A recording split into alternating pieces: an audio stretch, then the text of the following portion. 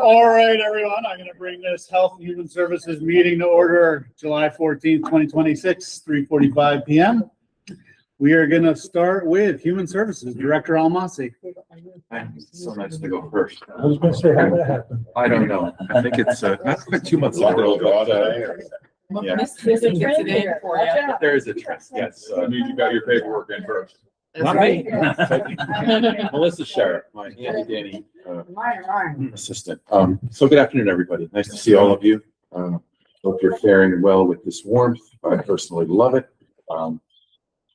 Couple of resolutions, 2 personnel resolutions, and then 2 general resolutions. The first personnel resolution is a request to fill a budget vacant supervising behavioral health social worker. Second. Further discussion? All in favor? Aye. Opposed? I had so much more to say. Okay, next personnel resolution. This is to downgrade an intake clerk position and create and fill a clerk typist position. Move it. There will be savings here. Further discussion? All in favor? Aye. Opposed? Carried. First general resolution is to continue or recontract with a nurse, a registered nurse that we have on staff. So I ask you for your support. The need remains in place. Second. Further discussion? All in favor? Aye. Opposed? Carried. And then this last general resolution, you may remember from previous conversations and previous home committees, I mentioned that the state has given us additional dollars to oversee the assisted outpatient treatment individuals that are required to come to outpatient treatment as part of a court sanction. Along with those dollars, we are going to retain additional psychiatry hours. The psychiatrist plays an important role in conducting the evaluations for initial petitions as well as renewals. And then the psychiatrist goes and provides testimony in the court when that individual is brought into court and move it. Second. Further discussion? All in favor? Aye. Opposed? Carried. So I just have a quick question Of about course. that. What's the average number of clients and what's the trend going up or down? Trend with regard to AOTs is it's lower than it's ever been. With regard to the enhanced voluntary applicants, which is a new thing as part of the AOT being renewed, it gets looked at, scrutinized, and has been renewed in 7-year increments, I believe. Is our EVAs, the enhanced voluntary applicants, is higher than it's ever been. So there are reasons why the AOT individuals on assisted outpatient treatment is lower than it's ever been. One of the reasons that I can speak to quickly is that normally those petitions originate at the hospital while a person is inpatient. The hospital's been going through many staffing changes, lots of things happening there, to put it mildly. And we haven't hit our stride with their psychiatrists who have understanding and comfortability of the AOT process and pursuing these petitions. Some of the psychiatrists were also adverse, to be totally honest, with giving testimony of one particular judge who is no longer presiding. That impacted the number of people that were being brought forth under AOT petitions. We see that trend changing, though. Thank you very much for that. Thank you, Director. Thank you. And I know it's been a little bit since I've given a report. I'm happy to do that next month. But one announcement that I can share with you that is quite exciting, if you haven't already heard or known about it, is that Twin County Recovery Services, who operates the men's and women's substance abuse residence here in Columbia County, it's the Red Door for Men, had broken ground several months ago on their new residence over on Healy Boulevard, which I drove by the other day, and the progress is quite remarkable. It was just a cleared lot when they had the groundbreaking, of course, and literally I think that was between 6 and 8 weeks ago, and now they have the stick-built construction is up, the framing is up.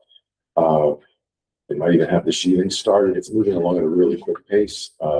The contractor told Keith Stack, the executive director of Twin County's Addictions Care Center of Albany, that they would have it done ahead of time by December of this year. I thought to myself at the time when I heard that at the groundbreaking, wow, that's pretty aggressive and ambitious. But it looks like they may be on schedule for that. If you're organized, Right. And just as a quick reminder as to what that's going to be, the Office of Addiction Supports and Services, OASIS, the state entity that regulates Twin Counties and gives them their operating certificate, has revamped residential services. It's going to be much better in the fact that there's going to be these 3 layers now to residential services for men and women, but specifically to this men's residence now, we're going to be able to offer stabilization, rehabilitation, and reintegration. What those mean is, of course, stabilization. A person can come in, get stabilized. That might mean, in the case of an opioid dependence, a ambulatory detox, so they don't have to go to a hospital to be detoxified from the opiates that they're taking. They can do that on an outpatient or ambulatory basis. They'll have the ability to do that there at that residence. The middle phase of treatment is the rehabilitation. That will resemble pretty much what's going on at Twin Counties over on Power Avenue, individual therapy, group therapy, things like that. And then reintegration, like the name suggests, a person is getting ready to reintegrate back into their life, into society. So they should be looking for employment, pursuing education, some way of reintegrating and being stable, finding solid housing, maybe different housing than where they were previously housed. And the beauty of this model is that all 3 levels are reimbursable. So this will bring additional revenue to Twin Counties, and a person can move. They don't just move fluidly from stage 1 to 2 to 3. If something should happen in reintegration, let's say that final phase, they have a relapse or a slip, as they say, they can move back to rehabilitation, kind of get a tune-up, a tweaking, additional services, and so on and so forth, and then go to reintegration after a period of time. So the movement doesn't have to be sequential. It can be dynamic. It can be, you can move between any one of those phases in any order necessary.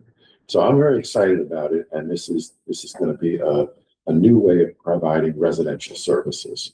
So How many will they be able to house now? it's going to be an expansion. Kelly, thank you for asking. I don't remember the answer. Keith told me at one point, but it's going to be beyond what they do at the Red Door, which is I believe 13 or 14 people reside there at any given time. Thank you. Thank you, Director. That one's gonna. Social Services, Commissioner Gibson. That one's gonna stay open, isn't it? Red Door? Yeah. No, Red Door, this will be the new Red Door. What they're going to do with the Red Door at physical space is yet to be determined. Welcome. Hello. A few requests on resolution. The first one being to fill a senior assistant civil services attorney. Move it. Second. Further discussion? All in favor? Aye. Opposed? Carried. The second one is a request to fill a senior social welfare examiner. Move it. Further discussion? All in favor? Aye. Opposed? Carried. The third is a contract request to enter into a contract with Repeat Business Systems for our printers and copiers. I'll move it. Second. Further discussion on the printers? All in favor? Opposed? Carried. Repeat Business just came to the town and did a presentation on easier billing services. It's going to be so much better Yeah. for us, just as far as quality, but it's a reduction in Yeah. cost. And so We've had so many and it's billing was going through the different departments and she was coming. we spend more on toner and crap. And Yeah. it's just a waste of time. So I wanted supervisor who can asked me earlier, and I've been on teleconferences with supervisors Adams and Open and Holding, and that was over the Richardson Hall difficulties that sprang up right before the 4th of July. long story short, we're heading in the right direction there. So some have been returned. And as I understand it, the town is now working unit by unit with those folks. So as soon as they're deemed to come online, the folks can get back, because there was some displacement. We took on some folks, and housed them in hotels. They used the Galvin themselves for a while. They took people down to Poughkeepsie.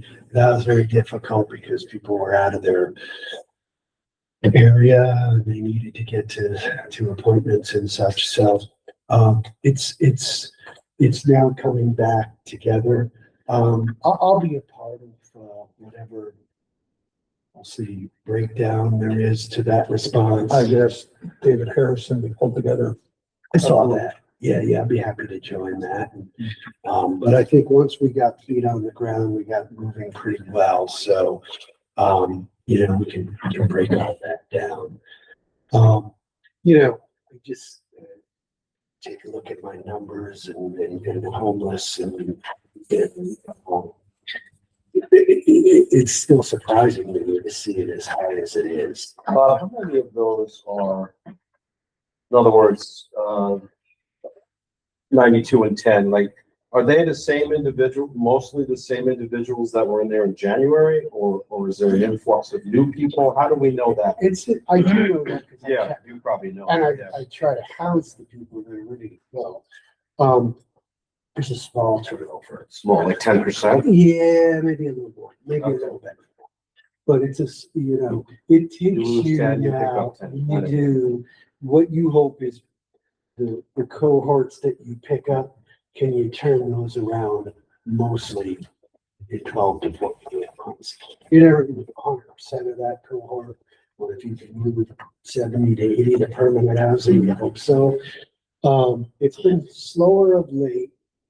I'm taking a much closer look at it only because I see the numbers here in mid-July as high as they are.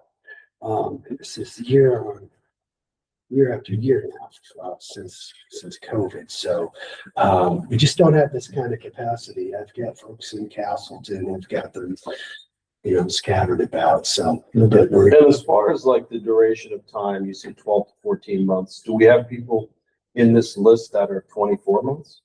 Yeah, so I've got a couple that are just chronic. That we can't seem to. I can't seem to get it together. They can't get it together, and the problem is they're in the family area, so you're not gonna make kids. Well, you're stuck. And there's no time limit on that. There is. Okay. There is, but then you have children and Right. neighbors can. You're trying to get things done in the family courtroom, but there's only so much to get done. So that accounts for a lot of it. So just curious, if you have a family that's been there, let's just say a family, and they've been there more than the amount of time, and I know we've gone beyond that time, and finally you say, where would they go? But it's a little bit like, my analogy is it's a little bit like an old boat. You plug one hole and then something else leaks. No, I get it, but at some point, the goal is to get people on their feet and moving forward and working and getting them off or whatever. And, Not just from a service, not strictly from, say, social services, but from a children and family services. Sure. That, which is really what ends up concerning us the most. Yeah. Quite frankly. So, that's a briefing that anyone at this table, because I would feel better to give a good briefing out of the public eye, simply for the privacy purposes of my clients. But it's something we're working on pretty diligently right now, because there's a few cases that have us greatly concerned that you run into a wall and say, I'm not sure how much more whatever we're providing is even gonna. Right, at this point, my direction to my staff is to make sure the kids are Right. eating but there's difficulties there, but at some point. Maybe. Catch up. I'd be interested to, thank you. In fact, any supervisor in town, You can always go into executive session later. I just think that information at some point yeah, might be it's important. helpful for the group to understand that. Yeah, it's important. And some other things we could catch up on. Good job. So, there's that. So we caught up on that.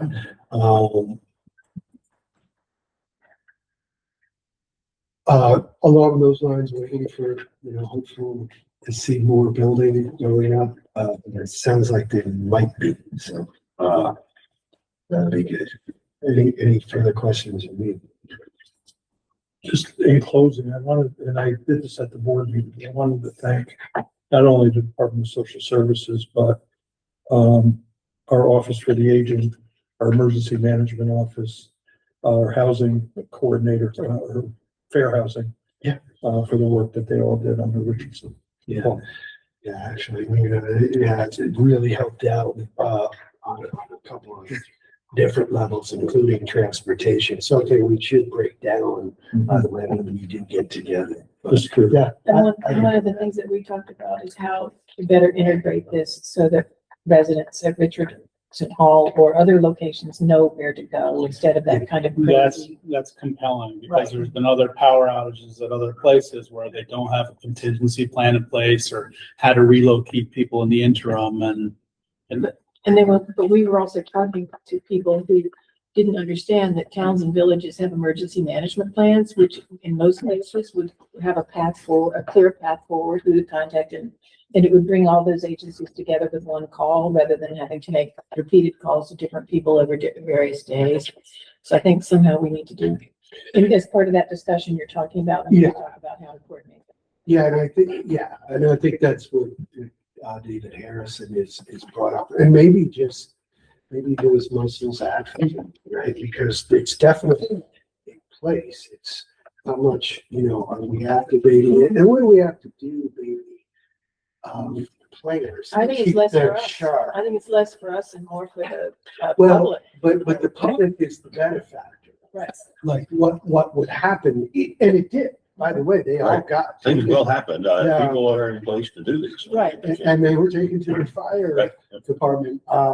It might be incumbent on me to work with HHA and the others to say, hey, does your community know that this Exists. Yeah, and you train them, hey, call us if something goes up, because then we can put something in motion very quickly. Because it's not a county-run facility, right? It's nonprofits that have to get the word out to us.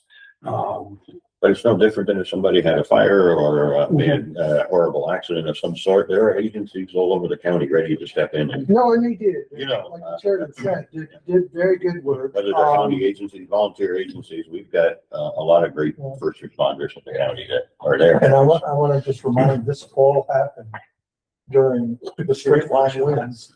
So they were dealing with two disasters, Oh, basically. right. But just to counter that point, it's like retail. You can have shoes on the shelf in the storeroom, but they're not in the store. Nobody's going to know they're there. Nobody's going to buy them. So I think that's why we have to get the message out to these not-for-profits and whomever that these services are Yeah. available and ready. And this is what's gonna happen in the event, because I was talking to Jake, and that's what I'm saying, I might put the group together where it's like Jake is there, right?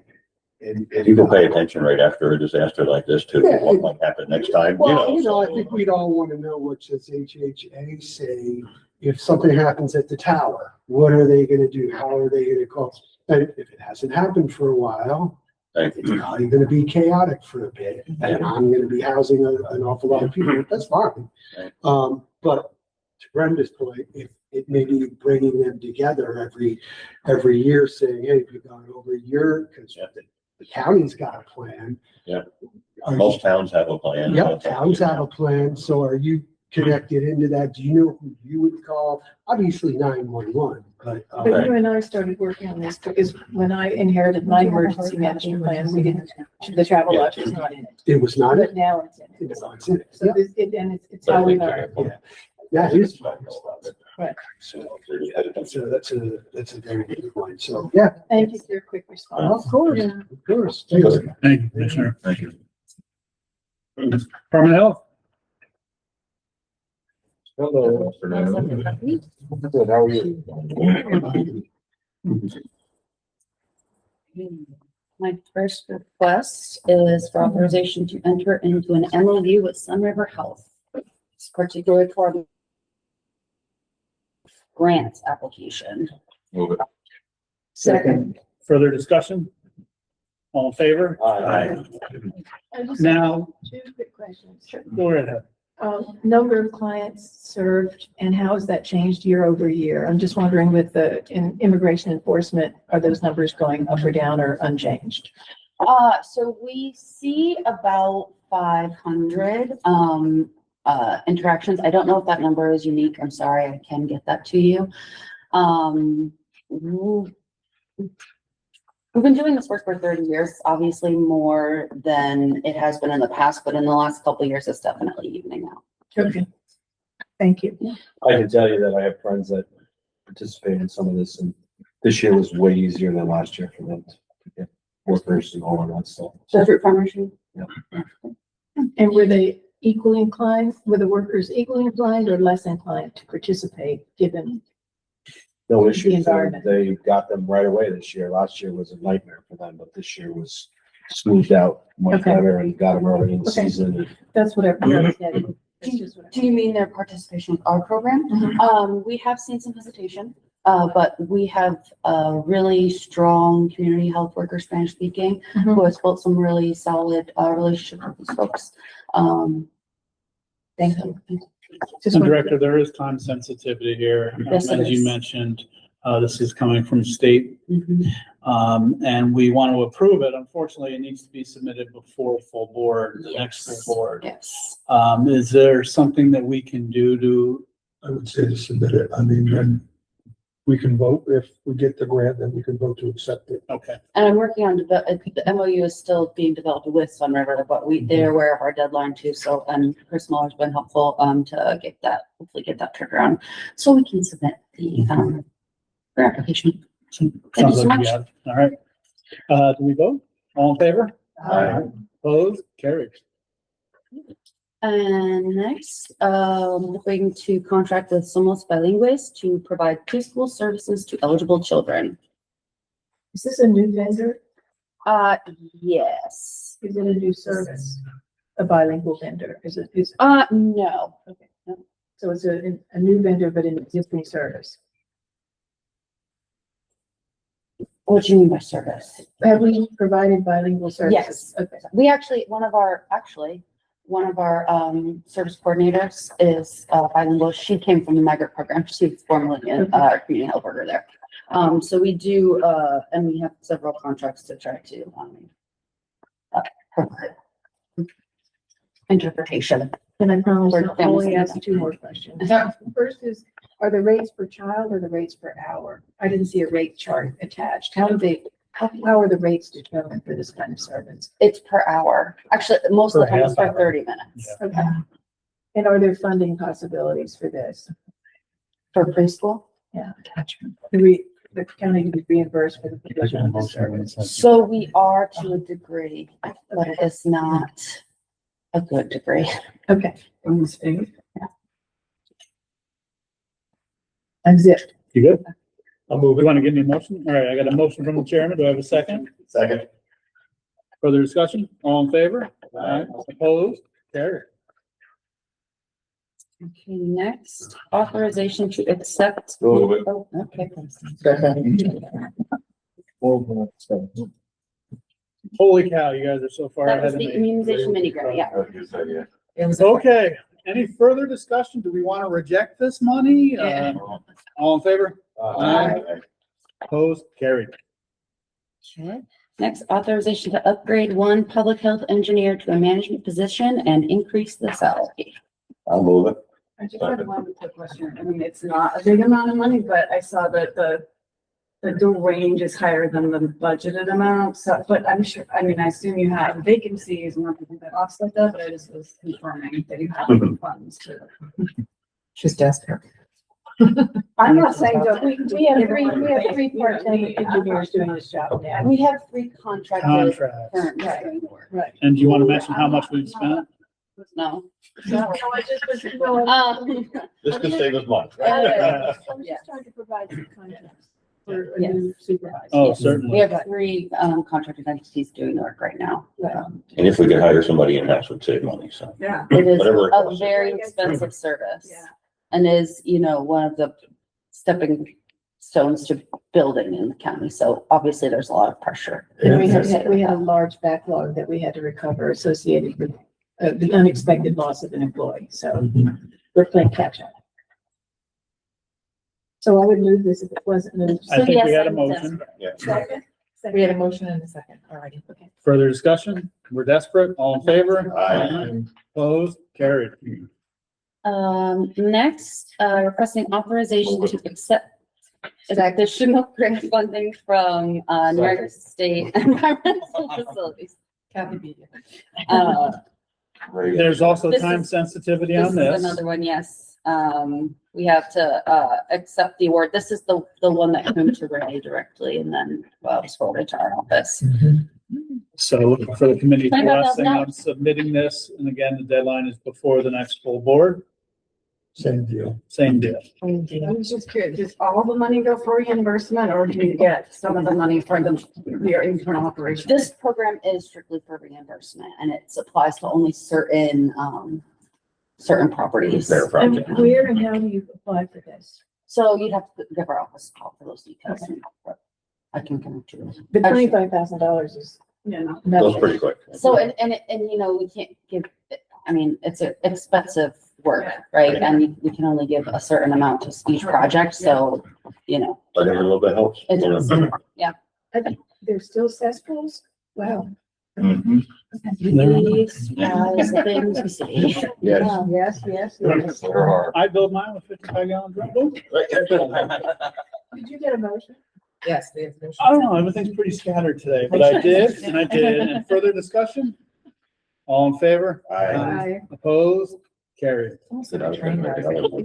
But for- You know, I like to start out with a motion second. Then get a conversation, but people are so eager on this committee to ask questions and learn, Those motions are so fast. know it all. Okay, any questions on the director's report? Oh, I do. Um, I actually had this question myself because of a friend, but also the mayor of Hudson, made a constituent and asked that on the, nightmare Lone Star ticks and tracking alpha gel. Yeah. Like I personally know someone who's contracted it here, so are we gonna start tracking it or just like, cause apparently there was a quote somewhere that said like a Columbia County person said that outside of New York City, it doesn't have to be tracked. So anyway, I'm just asking. So it's not being tracked because it is not reportable. So there is a list of diseases that New York State Department of Health determines as reportable. Many other tick-borne illnesses are on that list, respiratory illnesses, foodborne illnesses. These are diseases that are required by the public health law to be reported to the local health departments and for the local health departments to investigate.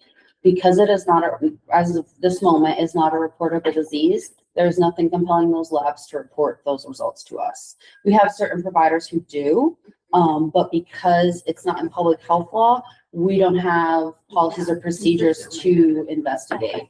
And then the other part of that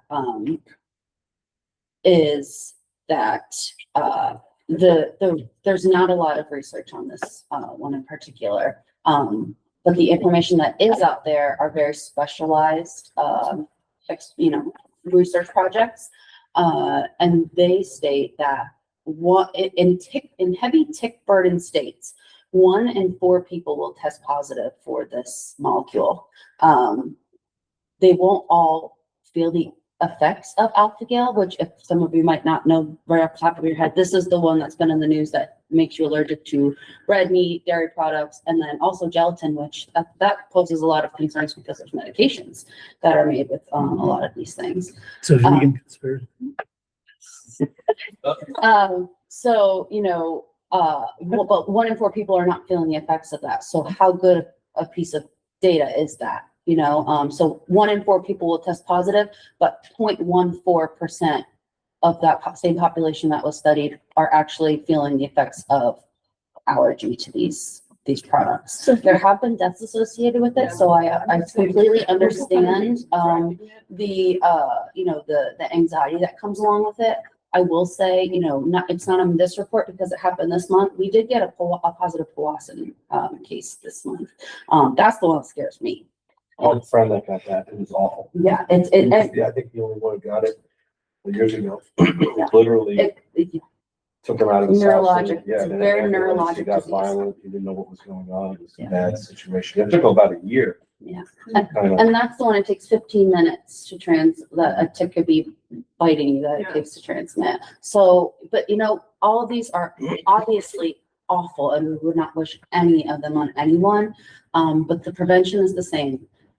You know, keep your lawn short. If you've got a shady lawn, you know, take other precautions. A sunnier lawn is better. Fencing, because it's the small woodland creatures, the deer, that bring these ticks across your yard. Ticks themselves are very small. They can really only travel about 3 feet, and they require a high grass to get up to. I'm gonna tell you that I had my yard sprayed this the first time because it was so bad and it made an enormous difference. Well, the winter It was perfect for Huge, them. 41 places this year. Wow. I mean, we went from every time my dog went out to nothing.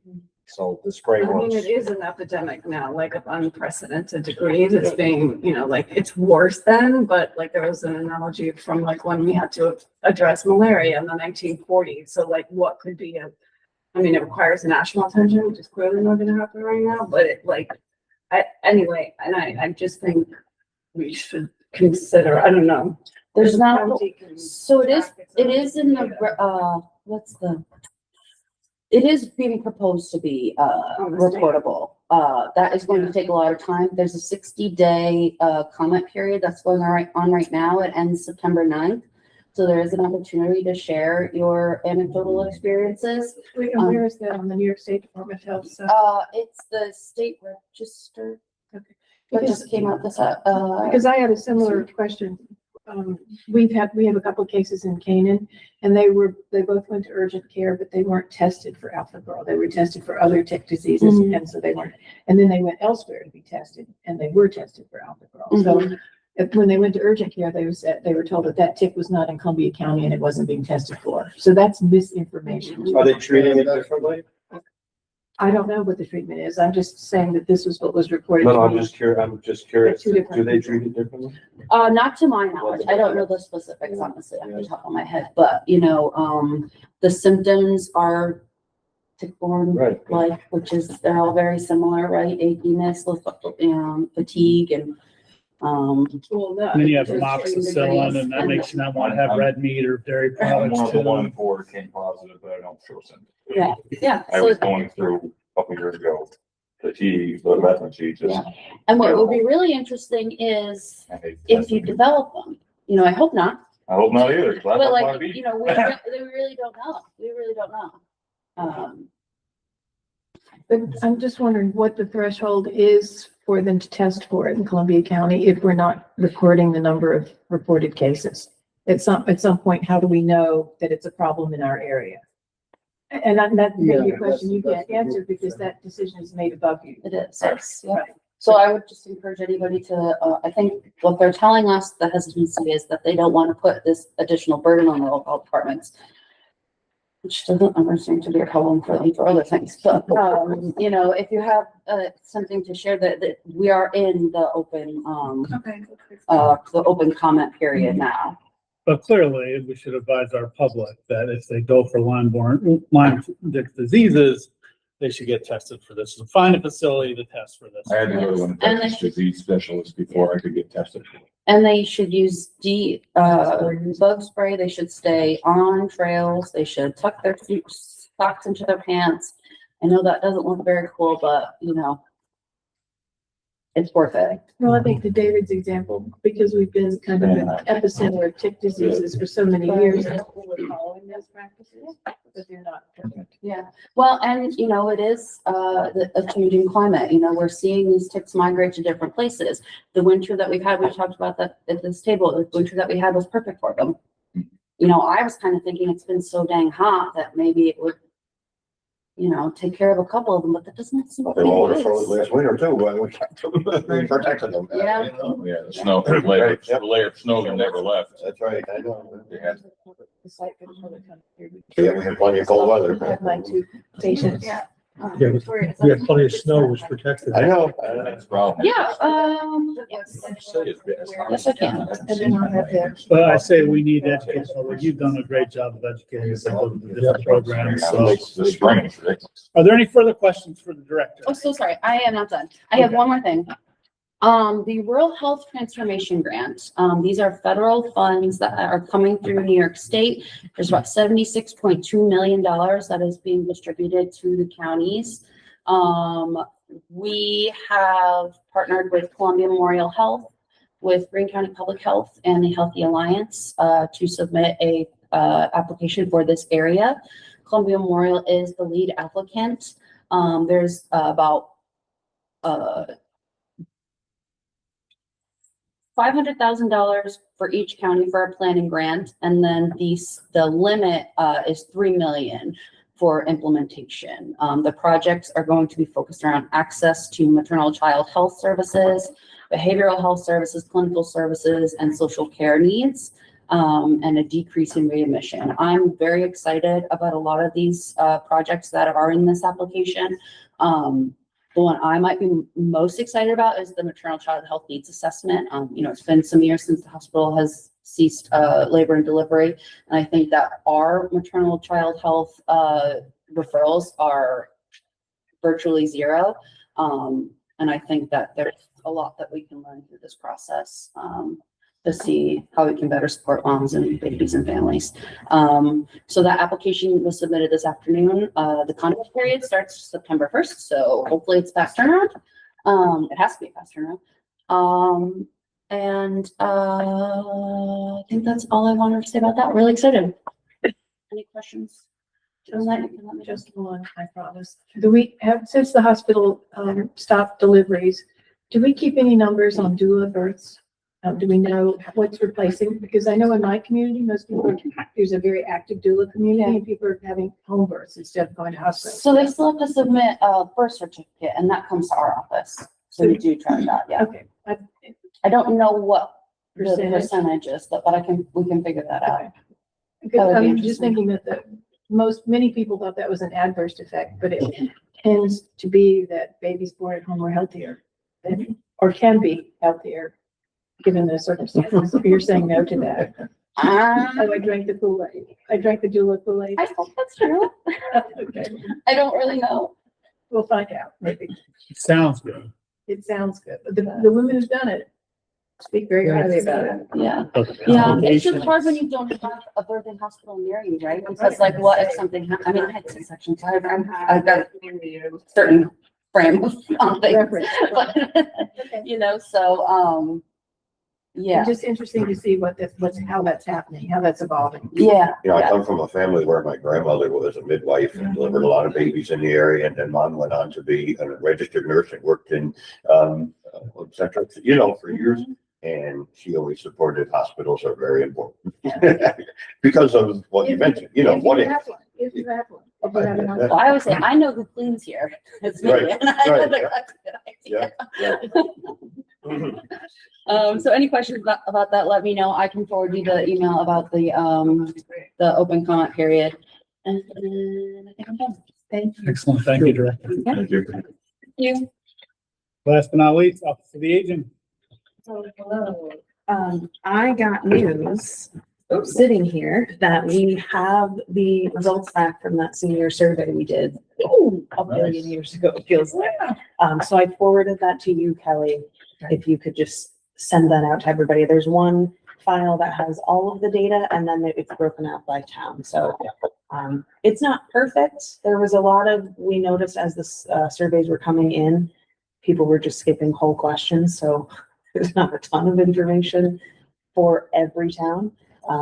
But you know, The baseline. yeah, it was our first attempt. Some We'll try information again. is better than no information. Yeah. I And we think need it'll to be- express our gratitude to Columbia Green for helping with the data. Yeah, compilation Columbia and Green, I can't, of publication. course, remember Rachel's last name, but she's in that email that I forwarded. Columbia Green did it all at no cost, and Joyce Thompson and the advisory council really drove that whole project, so we'll talk about that more tomorrow with the advisory council. I'll see you then. But yeah, so I was kind of glancing at it. I didn't really dive into it yet because I got it while I was sitting here, but I can give you more information right now. The HUB. Yeah, so that's exciting. My first resolution for you this evening is a request to enter an agreement with Brady. So this part confused me. Brady Plus, which is also Hill and Marks, but not because it's also Brady Plus. To do Marissa Hogenkamp at Central Services was really the helping me put all this together. I believe that they currently have a contract with the jail, but it is just to update our detergent dispenser out of the kitchen because the one that we had, I think it's like they don't make it anymore type thing, so we need to do one. But Brady Plus is at 4 names. Sorry, what do they do? They are, So detergent No, I dispensers. understand, but so what is just that you're entering a contract with them for your dishwasher? yeah, essentially. And they normally do repairs, et cetera. They're the ones doing all of that. Mhm. And I believe that's laid out in the contract. Yeah, maintenance, operation, repairs. And how long is the contract? This is, It's just for the detergent dispenser, correct? It's usually more than that. They get it there and then they start putting in more dispensers and then they, Oh, okay. Not the one where it's the same, huh? this is for our big, Yeah. the commercial side. Dishwasher. Dispenser. It's got a- I don't care that you're using them. It's just, I know they get you locked in and then if you're not happy with their service, you're kind of stuck and they're expensive and blah, blah, blah. That's all. As long as someone- I don't think it's, yeah, I mean, we worked with Marissa extensively on this, mostly because, you know, I have a decent understanding. of contracts. is cheap, so there. Yeah. I understand, but I've been in this business for 50 years, so I know what goes on. Okay. I also, I can't remember. what it is. We had a motion and a second. That's true. Further discussion, other than tipping the detergent upside down and paying someone to do that. All in favor? Aye. Opposed? Carried. The next request is, permission for us to replace our one, the older of the two, handicap accessible buses. Require a new one via the, New York State bid, OGS contract. Because we have some of that unmet need funding and those buses are on the road Monday. We through have this Friday. budget. Yeah, this is from unmet I'll need. move it. Second. And they are expensive. Nina, you didn't have Jim sign it. Oh. Just remember, financials have to go to him first. Oh, yeah, I can get him. Yeah. So this is the authorization to purchase the, Oh, yes, to Vehicle. purchase and So the to, old one there. once we get the new vehicle. to- and to sell it surplus, okay, so okay, that's in the last paragraph, okay. But it was under New York State contract in the budget. Mhm. And we were working with Jim on this, I just didn't get a signature on that. All right, I had a motion. Do I have a second on that? Need a second. Second? Further discussion? All in favor? Aye. Opposed? Carried. Last request is to create and fill a seasonal part-time community services assistant. This is in response to the full-time community services assistant that is currently vacant because we have a retirement. It is still vacant, although we just today, got the Civil Service Commission results back that they updated those minimum qualifications to open it up a little bit more from just experience in aging services to experience in human services. So hopefully that opens up our pool a little bit more. But this is in response to, you know, we're headed into keep season. We're working with DSS to be kind of a backup additional vendor for them. So this is to I'll move it. keep us Second. Second, alive. further discussion? Just a little bit, it's more than that. I've actually asked, to take this on so that they, would take on a bigger role. And so I appreciate it, and I think it's gonna be very beneficial to the county. This will help us, once we fill that full-time, it'll assist with getting that person trained during the thick of heap season, because it's starting in, end of August. Which is really soon. All right, and a motion and a second, all in favor? Bye. Opposed? Carried.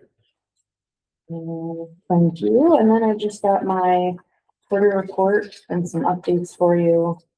Some things that have been going on. First, you've got the numbers for the quarter two. There was something in here I wanted to point out. Farmers market coupons are alive and going. I just don't have a count on how many we've done so far because they have been out distributing them, so they didn't have time to give me those numbers. And legal services, you will also see a TBD because our new vendor has not gotten us a report yet. They're working on it right now. We finally got their W-9, so I will have those numbers for you. The next one. But I know that they have been working with people because we've been referring them up and I've been in conversation with them. I just don't have the actual numbers. People will be referred up through our office. If they call us, we will give them the information to call up to legal aid directly, or we will send an email with their information, but people can also call legal aid outside of coming through our office and request the Columbia County Senior Services program. So that's why I don't know the exact number. But we'll get that. And then I wanted to ask you something about cooling centers as I'm looking at your report.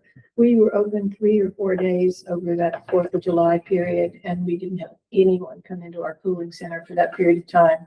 We did emails, we did a sandwich board outside, we did flyers, we did Facebook posts.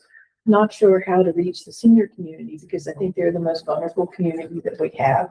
So I'd like to talk to you about how we, either through the advisory council or something, because we're going to continue to stay open, but we need to get the word out. And even if people don't feel they need it, if they just know they have an opportunity to go somewhere for 2 hours and cool off and then go home, I think that would be useful. So I pulled the most recent list from Victoria for our newsletter that just went out. So there's a whole section kind of on also that. explaining what a cooling center is too, in case, we, just like the acronyms from the state, we all toss those words around because we know what they mean, but just in case somebody wasn't maybe entirely aware of what that entailed. So there is something in our newsletter. I think the advisory council would be a good way to get that information out. Perhaps got his hand up. Yeah, so this just came up 2 hours ago. I had it, so I brought the folks from the Lebanon in who I spoke to last fall, and then gentleman from Claverack came over, sort of teaching them all about the benefits and how to help people who want to sign up. And it just occurred to me that, they're going to now go back and help a big group. But this advisory council, does that connect every town? Supposed to. Not yet. It is, that's the goal, but we don't have representatives from every town at this moment. We have a good majority. Well, You've the done a reason good that job I asked filling in is the slots. Yeah, we're trying to Okay. bulk it up.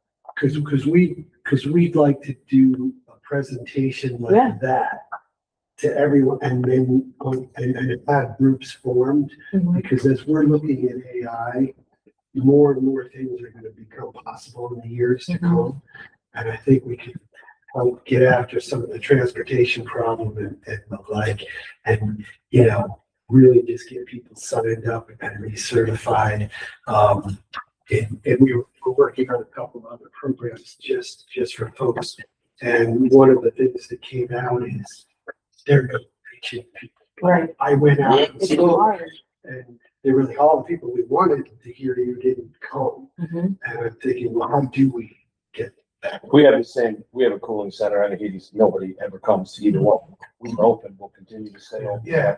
And I think we have a large number of them because this is what our climate smart committees have been working on. They've all opened these heat, to get climate smart points. They've, gone through this process. And so I think if we have a service, we need to promote it, and make sure it's used.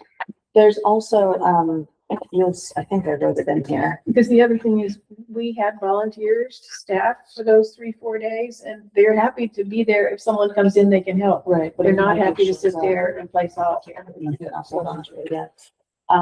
Cut the sandwich board into smaller and smaller cubes. It's a tough demographic to crack because they walk uphill both ways to school back in the day. And they're not gonna come out and sit and Right. patronize at a cooling center. I've done it myself. But they can talk about that when they come in and talk to each other. Sharon, did you have a comment? I think you were saying something. No, I was just gonna say that, David Harrison, back over the last heat wave, sent out a chart of all the coolers. We did. No, I know. Yeah, I was even bolder. I didn't have internet and I offered a cooling station and there was tumbleweeds in Mayo. I did it a few years ago, and I sat there and nobody, I was all by Seniors are myself reluctant to heat with their a case of house, water. especially if it's a storm. Yeah. It's cool. I think if we can have more and more of these events, I mean, I just got noticed today in another advisory committee. So if we have more of these events, perhaps we can advertise people. I mean, like right now, outside, Yeah. it's like 90. What do you think about, similar to the idea about like the travel training for the bus that we had kind of talked about? What if there was something like Well, they have that pool Century party, Safe pool Space at the fair. If you ever go there, you walk in and it's like this cool Shangri-La. So maybe you can advertise that, not falsely Yeah. advertise it, but say your local municipality offers this very similar Yeah. service. Sounds like I've got some work to do.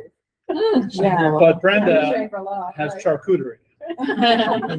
Yeah, I like that. You know what might be a good idea, at least, well, September's towards the end of the summer, but maybe a table at Senior Day specifically for cooling I and think that's a heating great idea. centers. Cause I'm all Senior Day right now. You get a good crowd. Oh, they get a good crowd. Yeah.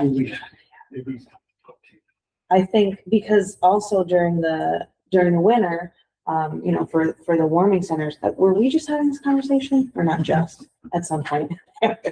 In the last month or two, I was preparing for learning about where all the cooling centers were going to crop up. And I think it may have been in Germantown during one of the storms. Somebody called our office and asked if Palatine Manor was actually opening as a warming center, and I wasn't sure at the moment. And So, yeah, there was potential for, it was over the winter, I think, for a big storm. And Palatine Manor was, because they don't have that. yeah, And they asked if the Kellogg Activity Center would be open, and I said, if it happens, call me, here's my number. I actually know the director down there, I worked with her before. and And then I said, we'll open it if needs be. yeah. And they were like, well, what about transportation? I said, I got a truck. I'll drive down there and pick people up myself if I have to, I mean, I think that's what I did last winter, was pick up people, because the last thing they want to do is drive. Right. We Yeah, could pick them no, up. and I said that, like, we can coordinate, I can reach out to, one of the bus companies too. I said, if we need to haul a lot of people, I said, I can reach out to one of the bus companies and we'll bus people down, or I said, or I can throw 4 people in my truck at a time and drive back and forth and do what we gotta. Nina, do you do like at the senior day, do you do like a game or did you know trivia? Oh. Like, do you know where your cooling center is? in the town I of Canaan? love making Well, that's what I'm games. saying. I haven't done that, but I've done, I'm trying to think, I did something one time. Like, who knows if your town has a cooling center? Yeah. They all compete on what they know and don't know. We So also, coming up, we also have, John Matt is gonna be going around doing I was just gonna ask you about that. emergency, and I forget how they're actually splitting it up, but John Matt is gonna be doing some type of emergency presentations at our senior centers, as well as Captain something from the Army for that citizen preparedness, not the version with the bags, the kind of lower key version of just the informational piece. But those are both, that schedule's in our current newsletter too. So it'll probably come up with that, but, so that winter conversation, it got me thinking, and then the whole Richardson Hall thing, you know, emergency management called and tasked if I could open Philmont. And I said, no problem, I'll open it up, but, you know, if this is something that might be helpful, let's talk about how to actually plan for this in the future, which is why I wanted to put together that follow-up meeting that's been talked about, because also transportation becomes a big issue, you know, so if it's gonna turn out that the OFA accessible bus is helpful in these situations, I wanna at least kind of have a plan in place, so I think there's definitely like a larger conversation to be had. And I'd like to follow up the conversation we had with John about the list. We were talking about doing a registry in which people could voluntarily sign up to be notified, to be checked in on when we know the sheriff does something, and but just a place where people could feel. Yeah, kind of streamline it a Right. little bit. Again, making sure that we're cross-pollinating across agencies, that people know. Yeah, so it just makes sense. Right. It's kind of an organic response. But yeah, one of the other things I was gonna mention, which I don't think I put in here anywhere, but we are, that contract that we did during the government shutdown last year, that heating emergency fund, we are interested in doing it again. We're working with central services on, you know, coming up with a bid or however that, I don't know the language I'm supposed to use there, but doing it, you know, the right way. Now that, you know, we're not in a crisis to respond to, and then also introducing a cooling element to that, because right now folks are calling us asking for air conditioners and things, and we're using some of our unmet need funding to, actually Walmart has a service where they will deliver and install air conditioners, which is what we've been doing so far. But we figured we already have this heating fund potentially in place. Once we figure out who that contract will be, we'll also tack on cooling as part of it. So it'll be built in for the summer, because I do think, you know, your point about getting folks out of their homes to a cooling center, I think some of them just won't go. I think we could definitely bulk up those numbers with a little more information about it and making it less, you know, you're scared, you don't know what you don't know, you're scared of the unknown. But I do think there's folks that just won't go. I mean, Dan loves the hot weather. We were talking about that earlier. There's people that just won't leave their homes even if there's no, you know, air. No power, no heat, no AC. I mean, I've reached out and in town, I know them. Yeah. I'm fine. Yeah. Oh, good, yeah, nice. So we have bingo with cash. They're watching over the refrigerator, the Yeah. food, you know, every little thing. And I get it, you know, they're. I mean, yeah, so you can't fix everyone's problem, but I think there's definitely a larger conversation. If they're happy being home, yeah. So, Yeah, I mean, yeah, adults are allowed to make Right. not great decisions, right? We have that conversation all the time. I wouldn't make that decision, but But if That's that's what your they want to do, choice. Well, but you know, there are two cohorts. Some of them really are independent and self-sufficient, and Mhm. others are not, and they're not always able to judge. right. And not that I'm saying we should judge for them, it's their choice. But, you know, there are certain people in my community going, no, just, I have to invent a reason for them to come, not to get cool, but another reason for them to come. Mrs. Jones is coming, and would really like to have some company. Would you come and sit? with Right, her? right. Come sit with her. Right. I mean, yeah, we have those Discover Live subscriptions, they're like virtual tours, so we could, which you know, there's recordings, so we could say, oh, come take a tour of Italy Right. at the cooling center. I don't know. But we'll definitely, hopefully in senior day, have, you know, something to address this. Yes, I think that would be a great time. September September 16th, 16th. Wednesday, September 16th at the fairgrounds. Yeah. It was a great event last year. We are exploring, so we have officially had members of the advisory council join our senior day planning committee, which is really exciting. So now I can actually say an event for seniors by seniors, because they're a part of the process. And we had our first meeting last week. You know, we've locked down the venue. I'm collecting quotes for ice cream truck, tents and things like that right now. We've had the discussion of perhaps not a DJ this year, perhaps a live band for entertainment, which everyone so far seems to be on board with that. So we're working with, actually Guy Apicella, I touched base with today because I knew he put together the music at the park. So I figured he could get me a list of local ones. I have one local band, Bits and Pieces, that gave us a good quote. I went on for, one of those websites where you can submit your information and collect quotes that way, and they're all like $3,000 a band, which if that's the price, we're gonna go with the DJ. I would have an accordion because I still haven't learned how to do the polka, so. That's what I was gonna say, the If Romanowski you- brothers. Yeah, if you have suggestions of local bands that might be interested, please let me know, because right now we're trying to collect the quotes and figure it out. But I think that would be really exciting. Again. Who's that group, Yeah, Northeastern, that's a good idea, actually. Neighbors for Neighbors? or- Neighbors of Northern Columbia They County. had a great concert in our park last year, which was a banjo band. And it was like Yeah, they 15 came to banjo play with us, players too, yeah. and everybody had the best patriotic songs, show songs. They were just terrific. Banjo band at, It was at whatever that day was. They came to different towns and. Yeah, they came to Stuyvesant too, through the Carroll Library. That band was terrific and they were not $3,000. And we just had a Ghent Chatham Seniors Barbecue at Ghent Rod and John, and we had a bluegrass band there. yes, I actually, TJ's the reports for tomorrow's meeting from Desert Council. I circled it and said, who are they? How do I find them? It was obviously a very good event. I have to thank Supervisor Simmons, for allowing that space to be Yeah. used and barbecuing hamburgers. Yeah, it was all over the In place. 100-degree weather. Yeah, and there was a couple of Kent Town board members there. It was a great event. So I'm really grateful to those guys. Yeah, so hopefully we'll continue, we'll get a live band. We can rotate through each year and kind of make this event a little bigger and better. Yeah. And then the last thing I officially joined the Hudson Valley Geriatric Services Leadership Coalition. I went to my first meeting, and it seems like a great group. They've started talking about, where are the service gaps, what are the problems, and then the next quarter when we come together, we're going to talk about starting to make kind of regional plans as a group. So I'm excited to report back on kind of what that's looking for. It sounds like they have people from Albany coming down now too. And then, the last piece is just details about the farmer's market coupon distribution. So these are where we're scheduled to go out. We will also, people can come to the office and get coupons. We will also do home visits to drop off coupons if someone can't get out.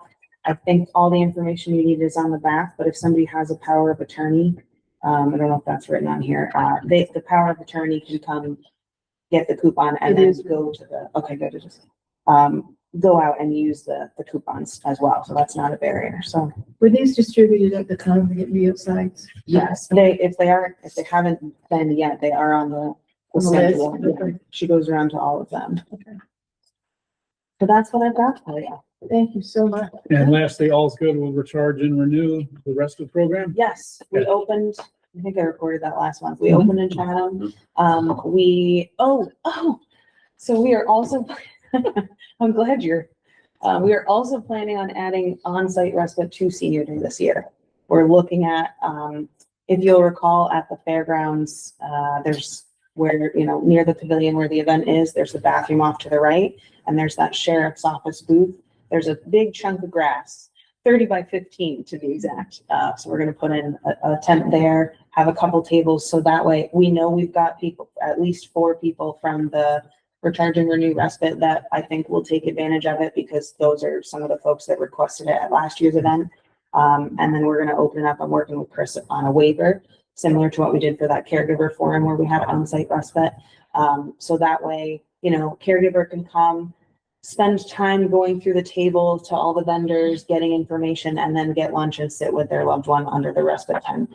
So it really is for everybody, hopefully. So And they're the best people to talk about the benefits of the service. yeah, and then having it there too, more people are gonna learn about it. So I'm really excited about that. We saw. I know. I was working on it all day. I didn't think to put it in here, but yeah, it's going well. We are still exploring the Kinderhook Library and Trojan Library as potential options. Just haven't really dove into that quite yet. All right, thank you. Anything else for? You're gonna direct stop asking me questions, because I'll just keep talking. No, I appreciate it. And Brenda, Supervisor Adams, I don't want you to be apologetic about asking too many questions either, because it's always a learning experience. I'm very grateful for it. Make a All motion to right. adjourn. Wait, we have to remember our public. That's why we're here. Do I have anything from the public? There being none, I'm gonna ask for a motion to adjourn. I made a motion to adjourn. Second. All in favor? Aye. Yes. Don't mind. Okay, I'd like to call the Public Safety Committee meeting to order for July, please. Sign council first. Kyle, I added the grant that the controller put down there, just in case anybody has any questions. It's a grant for your. Yes, I saw that. Thank Okay, perfect. Hello, how are you? Good, thanks. So just present your current, what you're looking to do. All right, so I have a request to add a confidential secretary to the assigned council office. This position is necessary, in my opinion, and from my conversation with New York State, currently budgeted for a part-time position, but the state has given additional money to fund the position full-time to be the full-time administrative support for the office. So it's full-time, and the entire salary is covered by a grant from New York State, including money for fringe benefits. Move it. Second. All in favor? Quick question. Is that gonna be continuously funded every year, or is this just a? It's a 3-year grant cycle, 3-year grant, so what so happens this to is the this? first year of the grant. Our experience with ILS is that Will continue? it They roll it over. keeps continuing. But if not, that position, what happens at that point then? Well, but we have not seen that with them. They have an overabundance of funding. So we haven't seen that. So we'll have to see at that point. This position also was created through ILS that requested it to be created. So they seem to be in it for the long haul. I completely understand your concerns, but in this case, I don't see that funding running out. We've been getting funding from ILS For years. probably for 10 years or more. So, and they keep, what we don't spend, they let us roll over. So we'll continue, continually using it, so. Okay. But I think what you're trying to bring up too, we've done this in other. We have Stuff like positions that, positions that come up and they're funded for a while, but then we don't know if they're not funded anymore. Whatever happens, or it automatically just goes into the budget. Well, we know without during budget time, whether it's continued to be funded or not. Right. Maybe not everybody, because they're not looking at the whole budget, but when we go through the budget process, we know what's not. Which one is what? Yeah. Would this be funded, 3 years from the anniversary of the hire or 3 years? The current contract term is January 1st of this current year, 26. Perfect. That's coming up next. It's like the grant. Next resolution. Okay, we have a motion and a second. All in favor? Aye. Opposed? So carried. Next is a authorization to accept the grant funding from the New York State ILS. Move it. Second. All in favor? Aye. Opposed? So carried. Thank you. Thank you. Thanks, Kyle. Yeah, he was pleased. No. Is there anything here? Yeah. Just the other. Are you okay, Ray? Yeah. Yeah, I was looking at you. You were slow. Fire. Here. How are you, sir? Good, how are you? Good. I just have a resolution to appoint a couple more members to the volunteer county fast team. Move it. Second. All in favor? Aye. Opposed? So carried. Thank you. Thank you. The only other thing I got is the activity report, and I'll answer any questions if anybody's got any. Perfect. Thank you. Thank you. Thanks, George. Sheriff, Hello. how are you? Wonderful. How are you? Good. First one is to fill a position of deputy sheriff. Deputy Horst got promoted to investigator, so it's back to his spot. Move it. All in favor? Aye. Opposed? So carried. Thank you, thank you. And the next one is Brian McSween got promoted to sergeant, so it's to fill his position. Move it. Second. Second? No, we have a second. All in favor? Aye. Opposed? So carried. And then to fill a corrections officer position, Officer Elijah Faulkner got promoted to corporal, so this is to backfill Move it. his Second. spot. All in favor? Aye. Opposed? So carried. And the next one is a corrections officer position that was frozen. We have a gentleman who left the sheriff's office and wants to come back, and it's to fill his position, and it's been, well, and we had that was frozen. Move it. Second. All in favor? Thank you. Opposed? So carried. And the next one is financial, and that's the purchase camera equipment for the narcotics sheet. Move it. Second. All in favor? Opposed? So carried. Thank you much. And then the last one is to enter into a renewal agreement with Lynn Hart, who's a dietitian, and this is under the MAT program, the medically assisted treatment program. She does that. Second.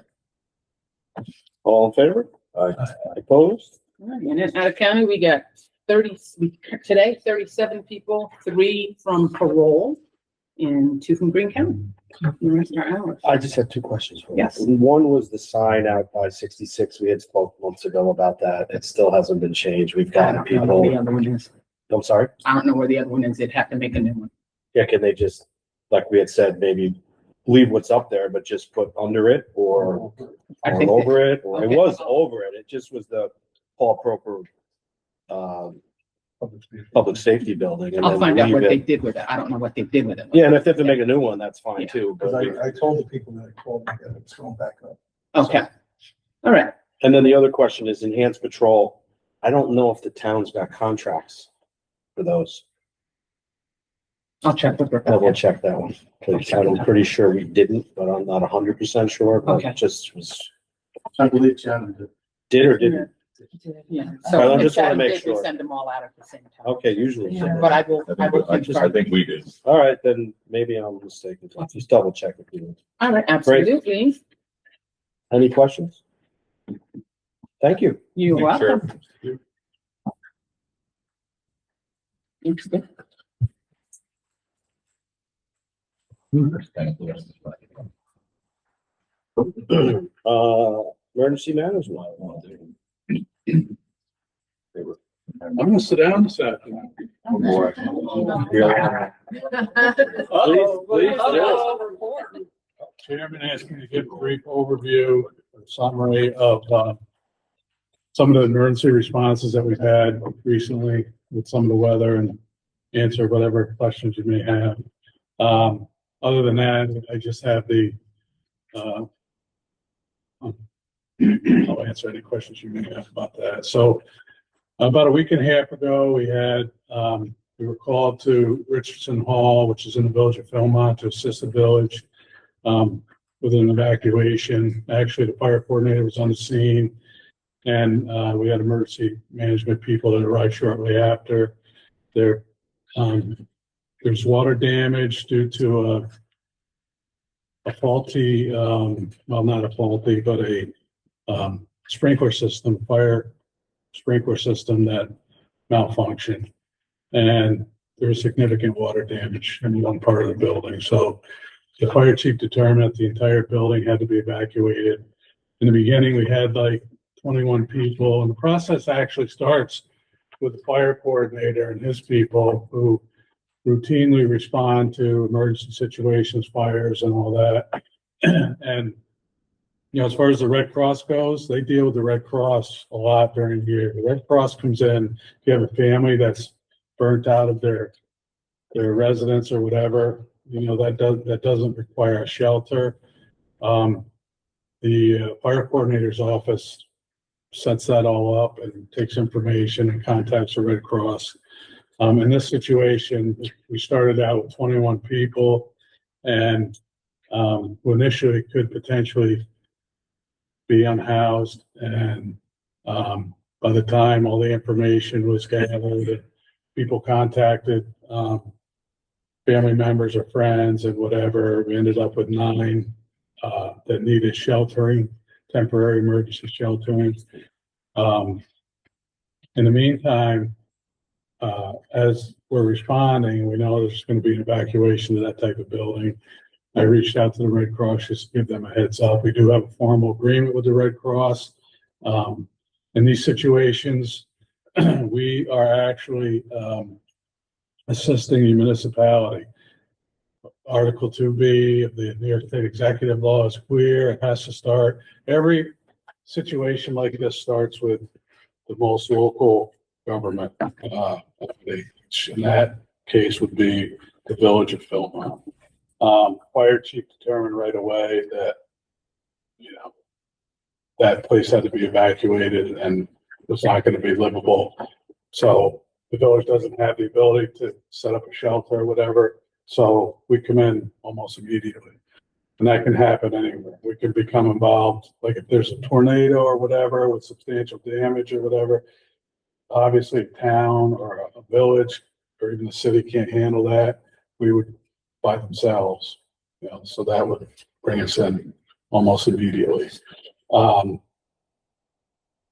we needed a place to hold people. Johnson Busing provided a bus that was climate controlled, and some of the people went into the library next door. In the meantime, it was brought up of possibly using the nutrition center, the county OFA nutrition center. I first contacted the chairman because he has to approve any of that, and I'm on the phone with him constantly. He has the ultimate responsibility of everything, but he approved that, and I called Nina Benvenuto, who said absolutely, you know, she herself went. She didn't know if she could get anybody because the 4th of July weekend was coming up. She went over herself, unlocked it. In the meantime, the Red Cross found a building that was available to do the sheltering. It was a Churchtown community building. And we transported our shelter trailer over to that location, and, you know, it went very well. It was set up quickly, so we didn't even need to take the people to a holding area, which would have been the nutrition center, someplace where they can sit comfortably for a time being. The Red Cross will tell you it can take up to 72 hours to set up a shelter. More realistically, it's 24 hours. And the two that we've had to set up recently, one in Chatham and this one in Churchtown, it's only been a few hours. So it's been very good. But I talked to the chairman about this. In the near future, I'll be sending an email out to all the town supervisors and the mayors asking if they have a place already set up, an agreement already set up as a holding place. It could be a church that's climate controlled. It could be a firehouse that has a separate area other than the work bay or the truck bays. It could be whatever, a place where people can sit comfortably for, you know, could be several hours until a shelter can be set up. Anyway, that's in the future. So the shelter was set up. We did shelter people for 9 people overnight. Almost as soon as our people got to Richardson Hall, the landlord, Galvin, had people there. And in our opinion, were doing what they were supposed to be doing. Now, in these situations, you don't always see the landlords come in that quick. However, with these type of living facilities, like home facilities or living situations, I would imagine that the rent is offset by public funding. So they're required, I believe, to come in early. We had another situation in 2018 in the village of Chatham where there was a fire. I think it was Galvin that owned that. I can't recall right now, but that landlord did come in. They'll help with information. They'll help contact family members, and they'll also start arranging housing. The emergency shelter that the Red Cross does is in a big room. It's cots set up. You know, they have what they need to live. It's meant for short-term emergency shelter. Obviously, people have to go somewhere from there. The landlord did come, they collected information, and they contacted us later that night and said, we do have a place in Poughkeepsie where we can take people for longer temporary housing, where they would have their own room and whatever. The Red Cross was familiar with the place down there. It was a unhoused type of facility that Dutchess County DSS uses. Anyway, by the next morning, well, by noontime of the next day, Gavin did come, provided transportation for the 9 people down there. Now, there was one person that, Nina Benvenuto, she went above and beyond. I just want to say that. I think, I'm not 100% sure, but this person may have had a relationship with OFA already, being her age and whatever. But she did a very good job in making sure that person had a place that she was at least comfortable in, to the point where she was driving around in Dutchess County. The next day, I'd have to check. It was either that night or the next night. I was contacted by the mayor from Philmont, who said a few of the people had come back and were in the library. By that time, our shelter was way past being empty and deactivated. And so I suggested to them, and he couldn't tell me how many. He hadn't been in there yet. He was just looking for information on whatever. And I suggested that they contact social services. I offered to contact social services for them. If these people by that time were voluntarily unhoused, apparently they didn't like the accommodations in Poughkeepsie. And he said, no, I want to see what's going on. And ultimately, the village police department called me also and asked for the same information. So I'll answer any questions on that. Also that night, that same night, we got the severe weather that some people thought was a tornado, but the National Weather Service has stuck to their guns on that. It's straight line winds. We had a photo from a fire chief in Kinderhook who took a photo of a tree that is absolutely twisted right around on Rabbit Lane in the town of Kinderhook, which we sent up to them. And they feel there was a microburst, which would make sense because a microburst would come down with extreme force winds and then go out. So it could twist a tree like that. But then the winds travel straight at tornado force winds.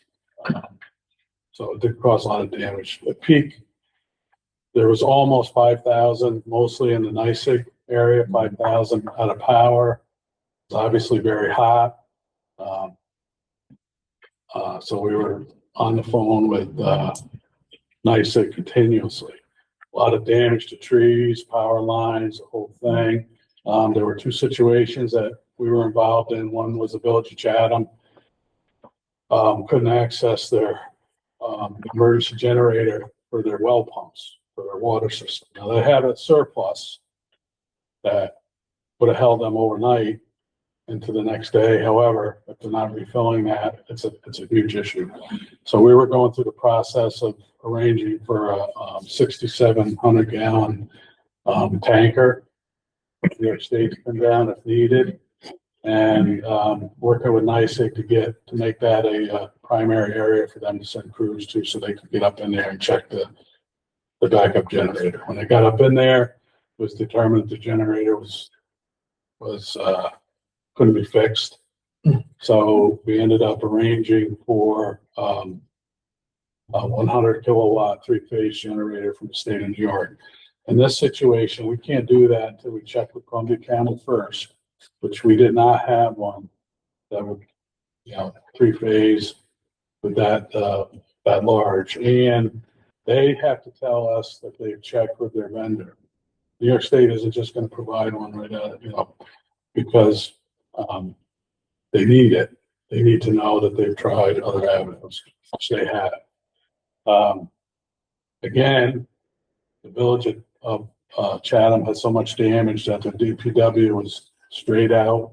They don't have many people straight out. So we contacted Tony DeMarco, and those guys, I'll tell you, they do as much for public safety as Anybody, any emergency services.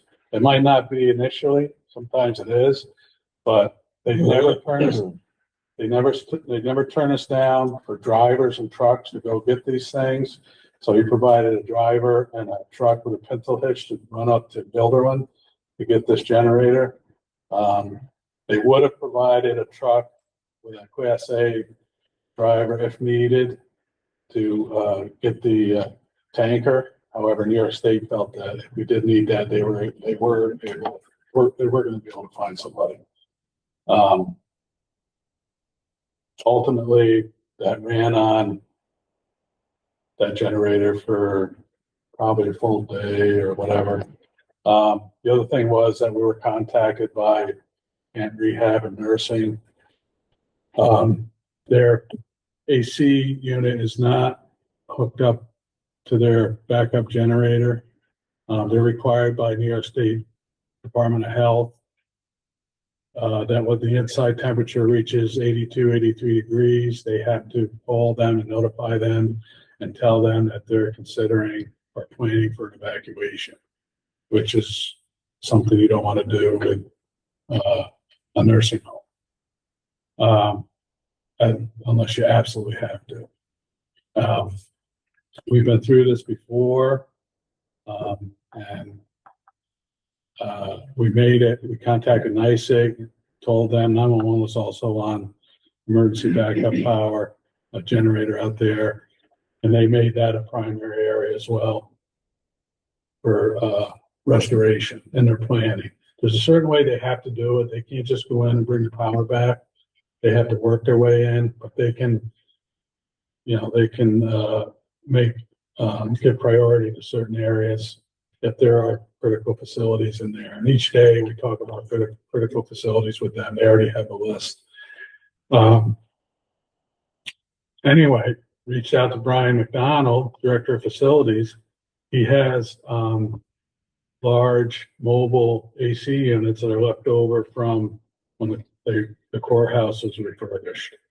And I had talked to Brian before about if this ever happens, and I called him, the chairman. First I called the chairman, he approved it, and Brian got a team together and brought out these mobile units that sucks air from the outside and blows it in there. And between that and using fans, they were able to keep the temperature down for, I think it was 6 or 8 hours, and NYSEG was able to restore them before a lot of the other, most of the other area.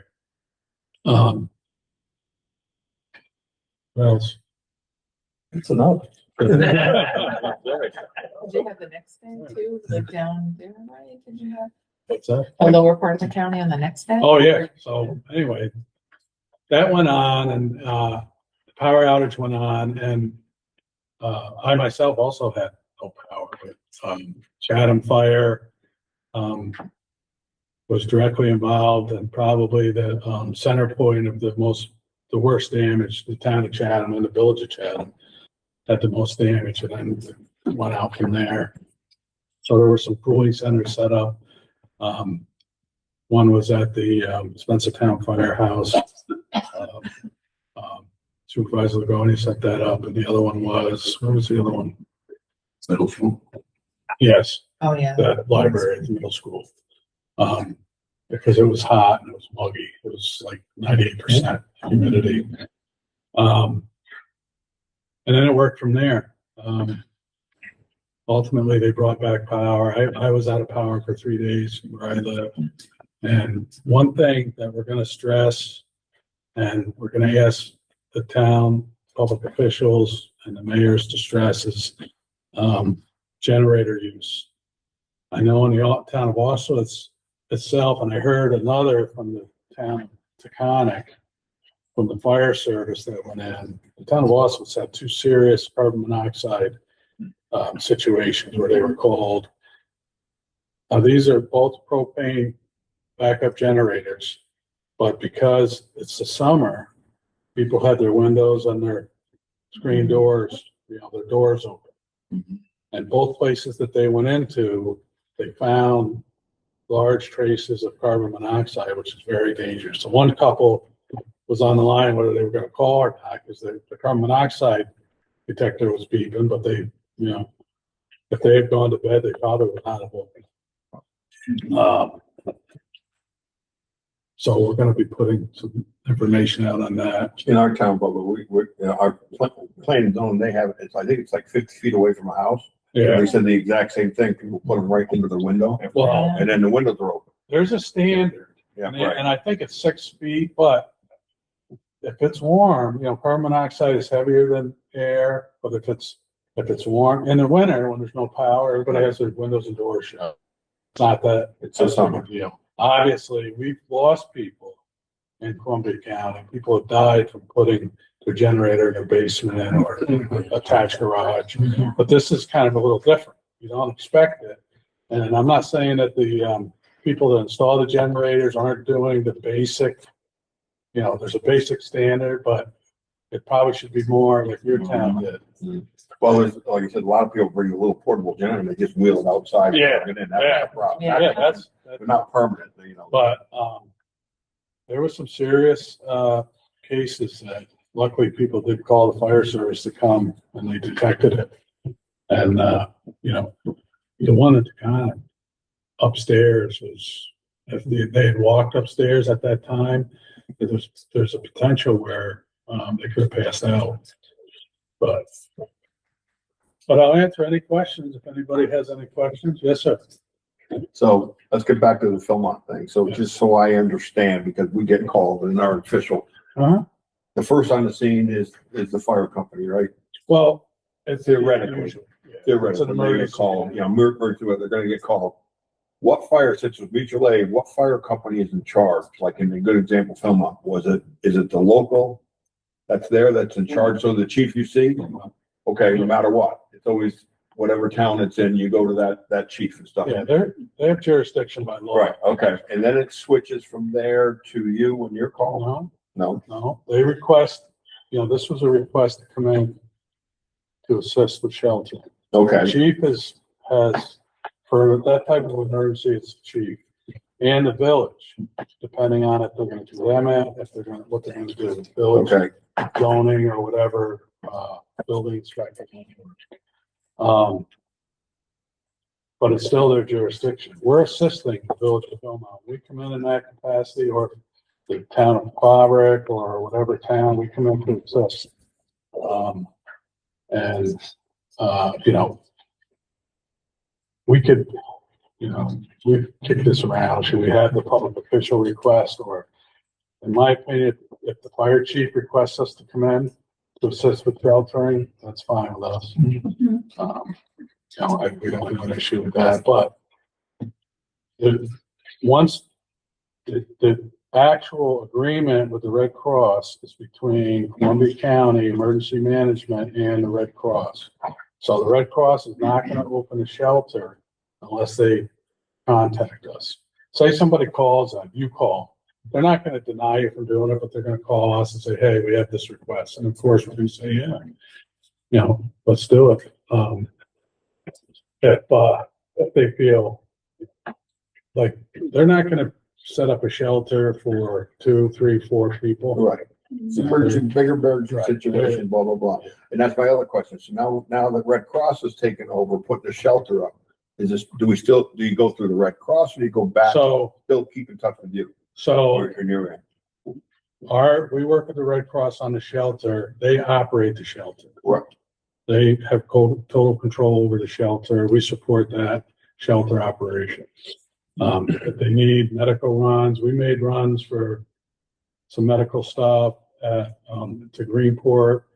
They needed some stuff from the scene, after the fact, you know, after they had left the scene. There were some things that we had to go get that the Red Cross asked that we go get. If you had any questions, it's probably going to be easier for you to contact us. That's what I was asking. And then we have a direct contact with the Red Cross, the person that oversees that whole operation. Okay. I mean, I don't, you want to try to, I mean, if you wanted to stop in there as a public official and talk to the supervisor, the Red Cross supervisor who's running it, I don't have an issue with that. No, I'm just wondering how the step, Yeah. we're moving these people to So certain the, areas. so the Who you get in touch shelter, with? I don't call the fire chief to ask where they are. shelter is the responsibility of us, Columbia County and Emergency Management and the Red Cross. Okay, So once that's set up and activated, that's your thing. yeah, that's Okay. our thing. We're still doing it to assist the residents of the village of Philmont. You know what I mean? Mhm. But we make that all happen and we oversee it. It is temporary, though. You know, it's not meant. They're on cots, big room. I mean, they make it as comfortable as possible. And we actually had, a couple months ago, had a drill there at the Churchtown building. And, you know, that building does work out well for that. Aren't you doing a training on this in September? We're doing a A 3-hour training. Right. It's called, it used to be called Tier 3, but now it's emergency management certification training. It's 3 hours for public officials and police chiefs, and some of you have been through it before. I'm gonna do it again now, but there's a lot to learn. Yeah, and it gives you an overview of the whole emergency management thing. And then they have specialized training, and their website, DISH's website, has information on there just for public officials. For example, the chairman of the board of supervisors is required to take training and refresh every year like I am. The town supervisors are not. But there's a lot of good information on there. The bottom line is that nobody has to do it themselves. We're all gonna work together on it, for to do what's best. So nobody has to do it themselves. The chairman has never turned down a request for anything like that ever. I've been associated doing this. And the county departments have been great, so. The other question I got is just with the highway departments, our highway department up again, but I'm just wondering, does it go out to all highway departments in Columbia County that they need assist, especially when a storm went through Chatham? Right away is when you need the brush cleared, this picked up, that stuff. That's when you need all your help to get out there. And when the power guys come, it's a different scenario, but I'm just So, asking, is it organized? The problem is when trees and wires go down, you can't touch a tree that's touching a. We had a lot of them down in Austin. There's six Absolutely roads, not. wires around. They couldn't do anything. You can't, if a wire is touching a tree, wire service won't go through there. If the highway will not touch it, you can't. I mean, there's a potential if that wire is live that it comes down through the tree, and that's the training and that's the standard. So we have to get NYSEG, and NYSEG is good. Most of the 3 power companies we deal with are pretty good about it. But we got to get NYSEG, and we need to try and direct them to where they're needed most. For example, dead end roads where there's no way in or out. It's totally blocked. So the ambulance can't get in there, a fire truck can't get in there, and a police vehicle can't get in there. So that's a primary concern. We're only asking, go and make it safe. That's what it's called. They go, they make sure the wire is dead. And then either they will do it themselves or the highway department will just cut enough so that an emergency vehicle can get through there. And then they clean it up later, the rest of it. But, and then the critical facilities. But the association that they have, which we're invited to every year to sit down and talk to them. They have a breakfast, the highway, and they have an association. County highway and most of the town highway superintendents have a really good relationship. All work together. Yeah. And they contact each other routinely. And then when we contact Tony or Chris DeGaff, they're just, they'll do whatever they can. I mean, it's Okay, I just wondered how it all works. Any other questions? I'm good. I just want to thank you. Thank you. Yes, Thank you for a great job. Who, someone over there? Oh, go ahead. Denal, hang on. I said this at county full board, before some of the individuals were here. Director Harrison, thank you so much for, addressing all that damage, being there.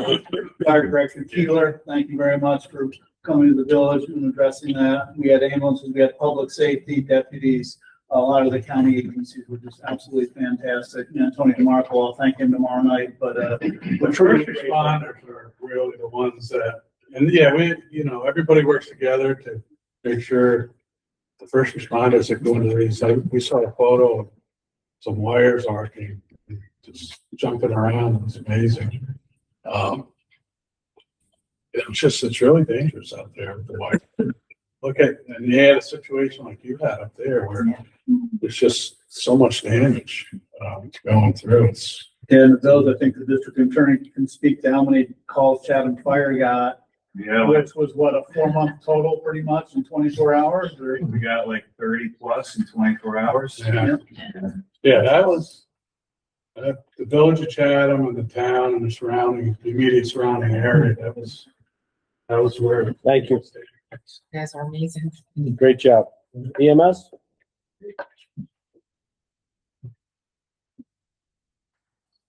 Okay, just to give you an update on the EMS work group here. As you know, there's legislation in place, basically that just directs the counties to formulate and maintain a comprehensive EMS plan moving forward. The EMS coordinator's office is tasked with submitting that plan to the state by December 19th. So last night at our EMS advisory board meeting, all the agencies were there and I distributed a format that we're going to work with to submit that plan. And as you know, we actually have a plan in place. We had a professional consulting committee a couple of years ago that identified a lot of areas, and that will be incorporated into our plan. But the most important part of this plan will be what do we think is needed moving forward, okay? So obviously, financial support will be number one on the list. So talking about financial support, our EMS work group met last month, and basically our marching plans out of that meeting were to get the agencies together and come up with a standard budget request that all agencies could use coming in to request money during budget season. They did get together. They came up with that format, and I did distribute it to all the EMS work groups. So that's been done. The other one was the contract that we would have with the agencies. There was some concern on the language in the contract, so I am working with Rob Fitzsimmons on that as we speak. So that's kind of where we are. Our next meeting will probably be within the next week or two, and need to move this process forward. Great. Any questions on that? Okay. It's gonna be the 23rd, did you? I'm sorry? The 23rd. 23rd. Okay. I have to send it out 9 o'clock.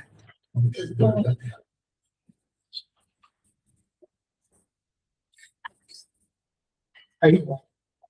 No. Mr. DA, did you have anything for us? No, I'm just here to be here. Well, thank you for Thanks for being the here. support. Glad to be here. So are there any questions from the public? Because we do have executive session, which we're going to go into to discuss situation with the coroner's office. Rob Donahue's here, so is there? Yeah, doing an amazing job. Thank you. Thank you. You want me to call you or just call? Okay. I sent an email. So we need a motion. Second. All in favor? Aye. Opposed? So carried. If you can help.